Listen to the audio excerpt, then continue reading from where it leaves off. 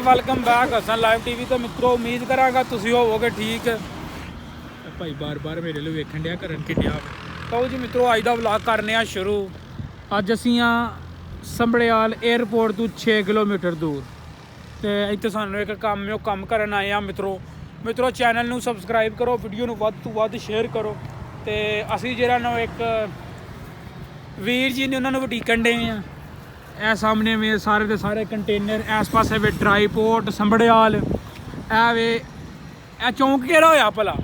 ਸੰਭੜਿਆਲ ਚੌਂਕ। ਇਹ ਲਓ ਜੀ ਇਹ ਵੇ ਸੰਭੜਿਆਲ ਚੌਂਕ, ਅੱਲਾਹੂ ਚੌਂਕ, ਸੰਭੜਿਆਲ ਚੌਂਕ, ਅੱਲਾਹੂ ਚੌਂਕ।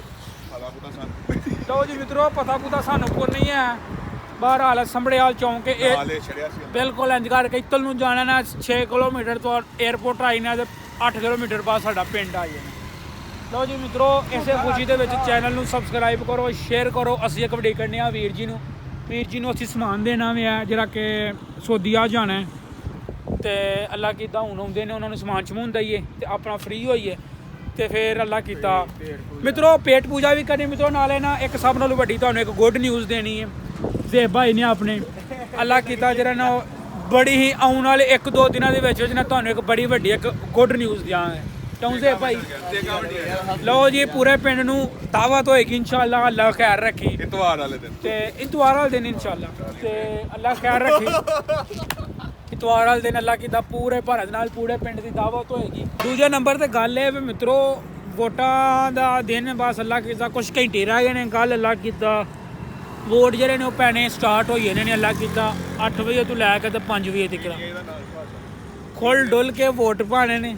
ਪੀਟੀਆਈ ਦਾ ਨਾਂ ਨਹੀਂ ਲੈਣਾ, ਪੀਟੀਆਈ ਦਾ ਨਾਂ ਨਹੀਂ ਲੈਣਾ, ਪੀਟੀਆਈ ਦਾ ਨਾਂ ਬਿਲਕੁਲ ਨਹੀਂ ਲੈਣਾ ਕਿਉਂਕਿ ਚੁੱਕ ਲੈਂਦੇ ਨੇ। ਜਿਹਨੇ ਪੀਟੀਆਈ ਦਾ ਨਾਂ ਲੈਣਾ ਲਿੱਲੇ ਭੁੱਟੋ ਨਵਾਜ਼ ਸ਼ਰੀਫ ਭੁੱਟੋ। ਲਓ ਜੀ ਮਿੱਤਰੋ ਪੀਟੀਆਈ ਵਾਲੇ ਬੰਦੇ ਨੂੰ ਤੇ ਅੱਜ ਕੱਲ੍ਹ ਇੰਝ ਚੁੱਕਣ ਦੇ ਨੇ ਛੱਡ ਗੱਲਾਂ ਦਿਓ।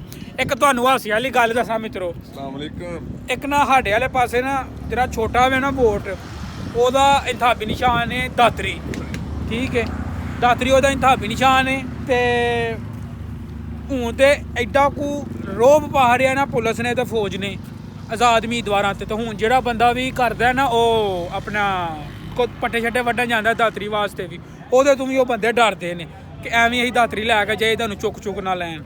ਇਹ ਗੱਲ ਸੀ ਤੁਹਾਨੂੰ ਦੱਸਣੀ ਮੁਕਾ ਕੇ ਤੇ ਹੁਣ ਜਿਹੜਾ ਨਾ ਉਹ ਆ ਗਿਆ ਖਾਣ ਪੀਣ ਸ਼ਾਮ ਦੇ ਸ਼ੁਰੂ ਹੋਣ ਲੱਗੇ ਨੇ। ਨਹੀਂ ਇੱਕ ਸਭ ਨਾਲੋਂ ਵੱਡਾ ਕੰਮ ਜਿਹੜਾ ਕੰਮ ਹੈ ਉਹ ਅੱਲਾ ਕੀਤਾ ਮੁਕਾ ਲਿਆ। ਹੁਣ ਅਸੀਂ ਆ ਗਏ ਹਾਂ ਸ਼ਨਵਾਰੀ ਰੈਸਟੋਰੈਂਟ, ਠੀਕ ਹੋ ਗਿਆ ਤੇ ਉਹ ਅੱਲਾ ਕੀਤਾ ਇੱਥੇ ਜਿਹੜਾ ਨਾ ਉਹ ਬਣਾਉਣ ਲੱਗੇ ਆ ਦਮ ਤੂੰ ਸਿੱਧਾ ਇਹ ਖਾਣ ਆਏ ਆ ਚੀਜ਼ ਆ ਚੈੱਕ ਕਰੋ ਕੀ ਸਵਾਦ ਕੀ ਲਜ਼ੀਜ਼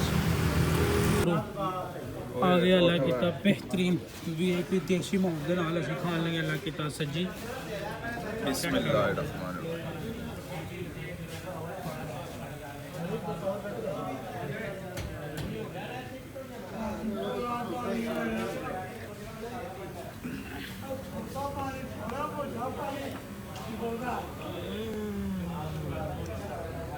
ਕੋ 10 ਮਿੰਟ ਪਹਿਲਾਂ ਇਹਦਾ ਨਜ਼ਾਰਾ ਹੋਰ ਸੀ ਤੇ ਹੁਣ ਇਹਦਾ ਨਜ਼ਾਰਾ ਹੋਰ। ਚੈੱਕ ਕਰੋ ਮਿੱਤਰੋ, ਚੈੱਕ ਕਰੋ ਇਲੈਕਸ਼ਨ ਦੀਆਂ ਰੌਣਕਾਂ ਚੈੱਕ ਕਰੋ ਜੀ। ਜ਼ੇਬ ਭਾਈ ਇਹ ਤਰ੍ਹਾਂ ਇਲੈਕਸ਼ਨ ਹਾਲ ਬਣਿਆ ਭਾਜੀ, ਚੈੱਕ ਕਰੋ ਰੌਣਕਾਂ ਚੈੱਕ ਕਰੋ। ਸਾਰੇ ਹੁੰਡਿਓ ਵੀਡੀਓ ਦੇ ਵਿੱਚ ਭਾਈ ਡੱਬਾ